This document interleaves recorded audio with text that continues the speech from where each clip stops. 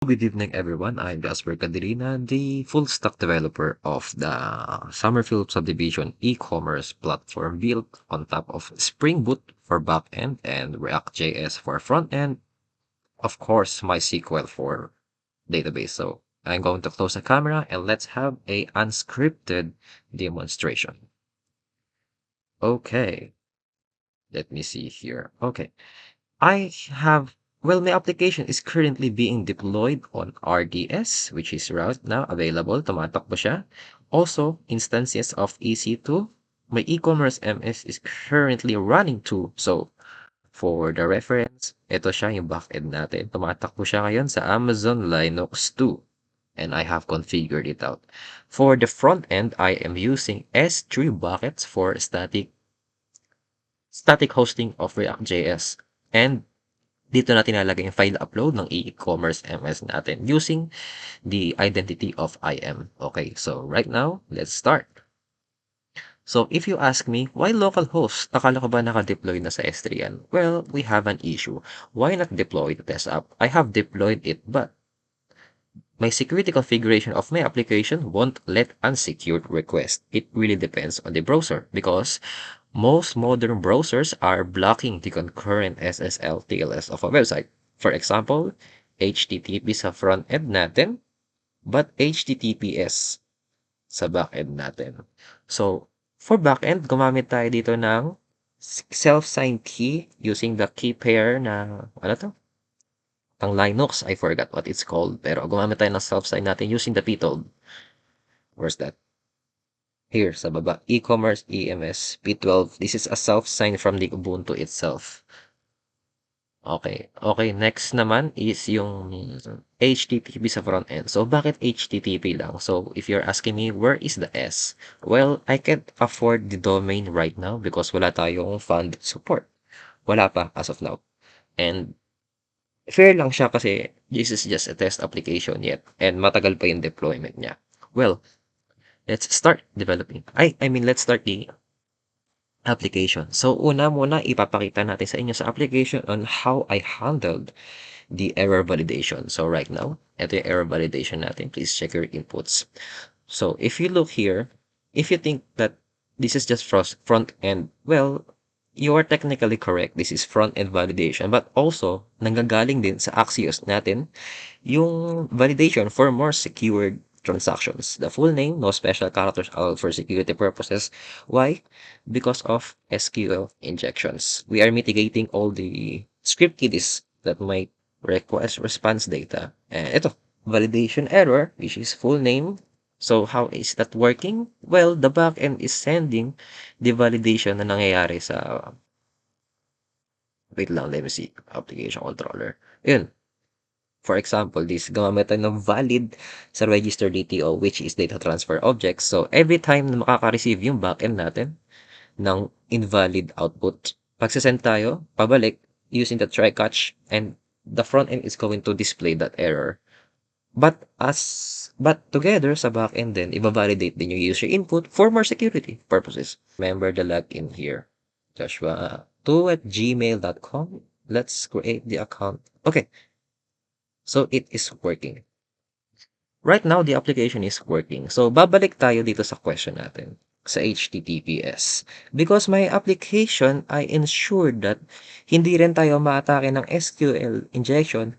Also, the XSS injection, which is yung cross-site scripting na ginagawa ng mga script kiddies.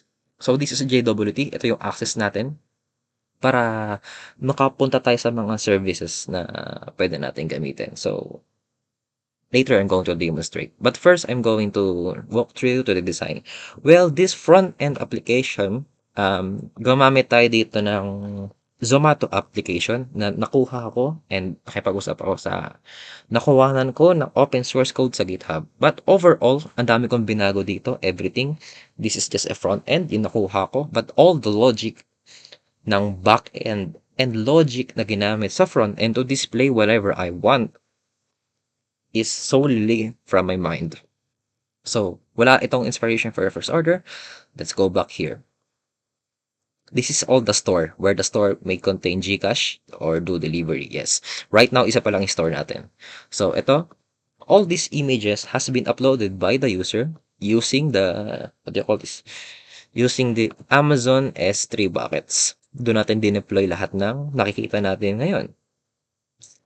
So, let's test the filter. ASD. Delete. Okay, human.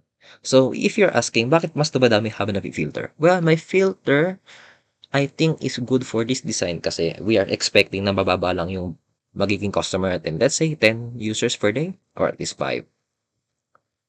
So, if I click this delete, as long as yung app, as long as the item has the tags of it, look at this ASD, pero may delete, as long as may magmamatch siyang isa, as long as there an existing tag na yun, okay na siya. Papakita na natin siya. So, let's try ordering something sweet. And naglo-load siya kasi sabi nga natin, it is currently running on the back end of application na nakalagay siya sa Amazon AWS Linux. So, eto na siya. Yung cart natin currently, wala siyang laman. So, order muna tayo something sweet. Let's say I want to add to cart. And right now, all the flow is, lahat ng flow is maganda siya overall. With the loading natin, let us try to, wait, the internet is so slow. Okay. Here's the shop, blood shop. Look at this, blood shop, blood. So, GCash and cash can be made, delivery pickup can be made. So, nakikita natin yung order natin. But what if we remove the JWT here? We have refresh token. Let's remove the JWT. Go back, sabi natin, nag-expired na. The JWT has been expired. So, whatever. I have designed my application, my backend to send another JWT if it expired for the next 30 minutes.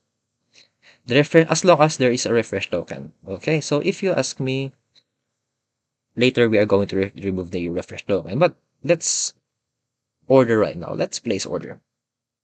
Please wait po. Nagpa-process yung backend natin. Check natin si backend. Where's my backend? Yeah. It is currently processing. Medyo mabagal yung service ng internet natin. Okay. Order placed successful. So, okay. What if buray natin si refresh token and si JWT? Meaning, no token. No token now. So what?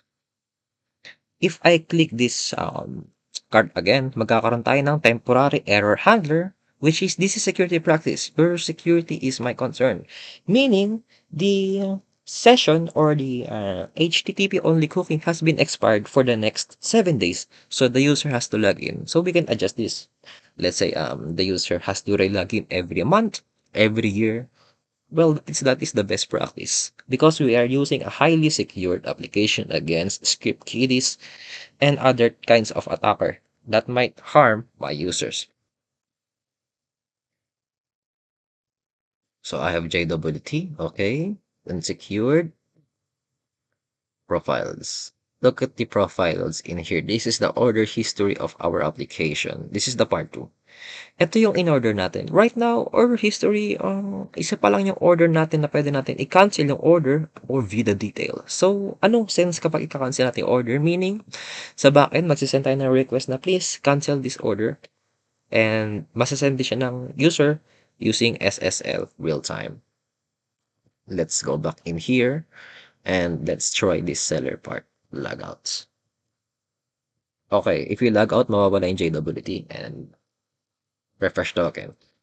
Seller POV. Let's try the seller POV of my application. And I have an account here who is a seller, which is Jake Cadelina. Let's say I am the user.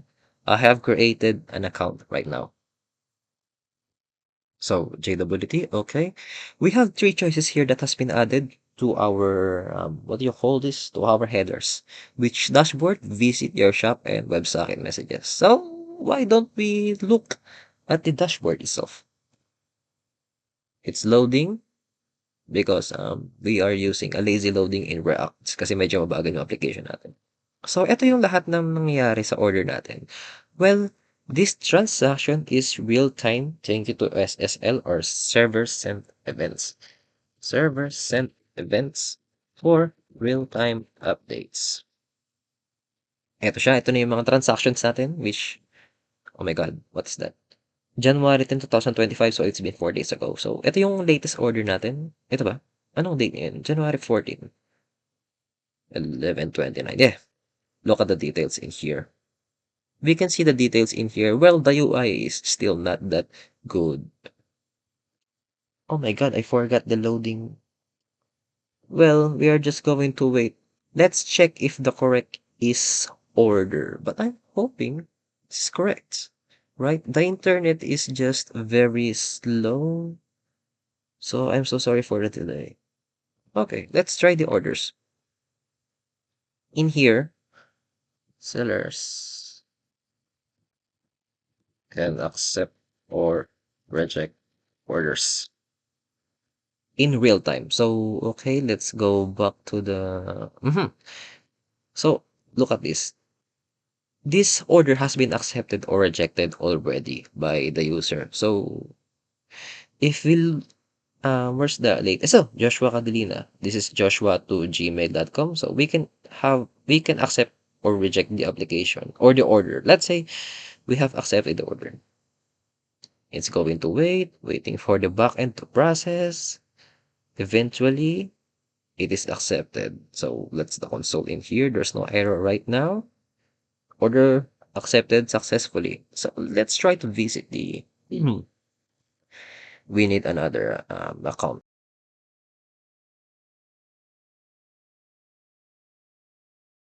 Oh, that's the SSE. So let's go back to profile again and check if the seller has accepted my order. Did he accept? Yes, accepted. Meaning, the user should expecting na yung seller papunta na sa bahay niya kung saan siya nakatira. And that's it for SSE.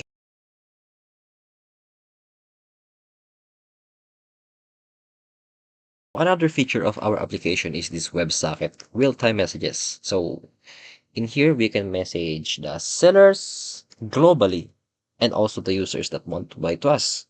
So let's try here. Remember, this is the seller and this is the buyer. Oh, wait.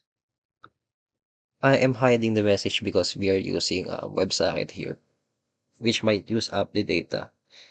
So let's try the real-time messages like, hello, I am buyer. If we send hello, I am buyer, Joshua Adelina, the WebSocket is going to display a real-time. However, it costs a lot of data on EC2 and RDS itself. So hello, I am buyer, I am Joshua Adelina. So we can PM him, let's say, hey, buy my products, please. If we send this back, Jasper Cadilina, we also support the private messages in here. And since Jasper Cadilina has sent a message, oh, what's that? What's happening to my application? Hello, ito. Hello, buy me products, please. And I'll answer, okay, I'll buy your product. So chat room again. Hehe, I just purchased this with products. Send this. XSS again. Okay, Joshua Cadilina, sabi niya, nag-okay siya, bibili daw siya sa chat room. Haha, we can send that too. So WebSocket here is clearly working. We can also filter the chat in here like Joshua or Jasper or public chat room itself. So let's go back.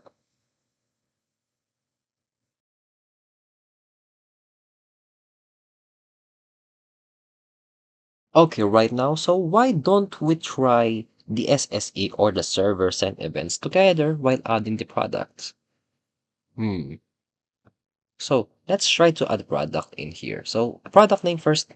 Let's say hot dog. I have a preloaded images of hot dog. Just description is just hot dog. Let's say the price is 1,000 pesos and the discount is what percent? 20%? Let's make it 30%. So the cost is magkano yung ginastos ng user para ma-compute natin yung markup product. Kung how much yung pwede niya maging profit margin. for the seller's analyzation na rin. So, quantity, sabihin natin meron siyang 20. Category must be food. Image URL. Skip.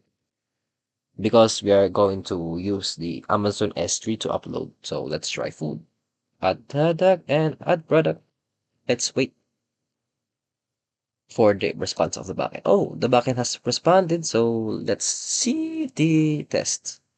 Where is it? Oh, here it is, the hot dog. But dalawa. Okay, so meron tayo na unang nagawang hotdog, which is this 200 pesos. So, let's try to add image on that hotdog. Where's the 1,000 peso hotdog? 1,000 peso hotdog. Okay, let's add image in here.